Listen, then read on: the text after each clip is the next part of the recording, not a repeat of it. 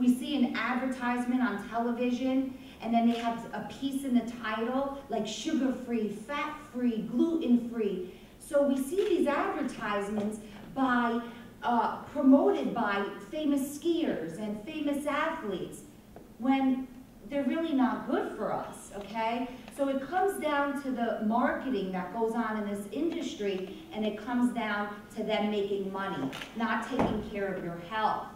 So what we do, and this might be the first time that you're sitting in a captive audience to learn about the truth of nutrition, what we do with our program is we acknowledge this mismatch, where they say to do this, but it's not good for us, so there's a mismatch here.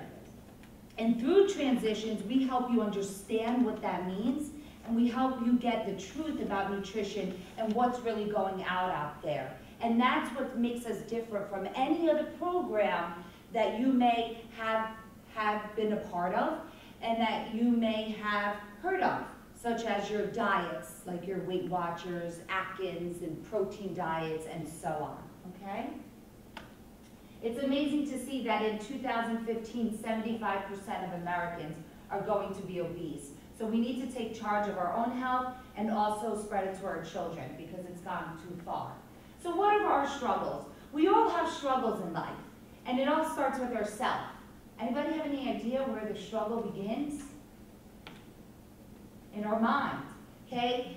Thoughts that we have that have been passed from generations to generations. We're programmed to think a certain way. And it basically comes down to having the education, but then breaking habits. And we help you do that through this program. Everybody likes to have excuses. I don't cook, I don't have time to exercise, I have the kids, I can't get to Chris's Zumba class, I can't do this, I can't do that. We make these excuses, right? Think about it, when you go grocery shopping, how many of us put bags on our arms, 10 on one arm, 10 on the other, carrying them up, kicking the door closed, just so we don't take that extra step back to the car, okay? So we need to start looking at how we live and take action in correcting our lifestyle. Many people have struggled, and it's not your fault. I'm going to tell you right now, it's not your fault that many have struggled with, say, yo-yo dieting and these false advertisements, because in the 1960s, early 1970s, Diet Coke came to the market. And what happened to obesity? It continued to rise because what's in Diet Coke is extremely harmful for our body and actually aids to weight gain. So the first thing that I like to focus on, I call these the 5 fat factors. These are the 5 main things that lead to weight gain and lead to these diseases that then lead to diabetes and heart disease. Yo-yo dieting. How many people have been on a diet? Any diet before? Okay. Keep your hands up for me, please. Okay. How many of us had success during that diet? How many of us were able to sustain or better our health after the program ended? Okay. Now all the hands have come down. And the reason I like to talk and have you participate in this and finding out about diets is that diets work. But the problem is that people get bored. The certain diet that they're on is thinking about counting calories. We don't count calories. We look at the quality of the food, not the quantity of food. There's meal replacements. If you drink your meal, you would lose weight. You are depriving your body from fiber, you're depriving your body from protein, and meal replacements are actually slowing your metabolism and causing more weight gain because you're craving more carbs. So you're setting yourself up for success. With diets, you begin and you end at a certain point. What happens after the diet? Have you been taught how to cook properly, how to combine your protein and fiber at every meal? Because doing that makes losing weight no big deal because it balances the glucose levels. We don't get that education with the diet programs. Just think of it. What's the first 3 letters of diet? That's what we're trying to stay away from. So we're looking for a lifestyle change. Another fat factor is stress, and Dr. Brown is going to be speaking to you about stress and actually how it affects our body and aids in weight gain. The third thing is processed food.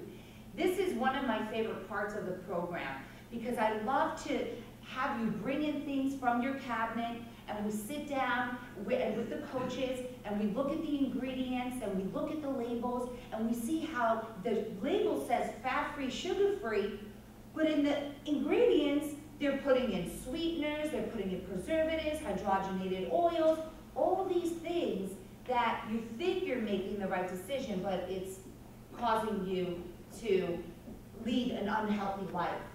Sedentary lifestyles. Many of us are not even working out basic 3 times a week for 20 minutes. You're very lucky to have Chris in this fitness studio and these amazing classes that I keep hearing about, and I can't wait to try because it makes it exciting. And exercise could be fun, and you could just take that extra step to the car to bring the groceries in so you could get your body to move a little quicker. And portion size. Do you know that in France, in America, our small is their large? In McDonald's, their French fries.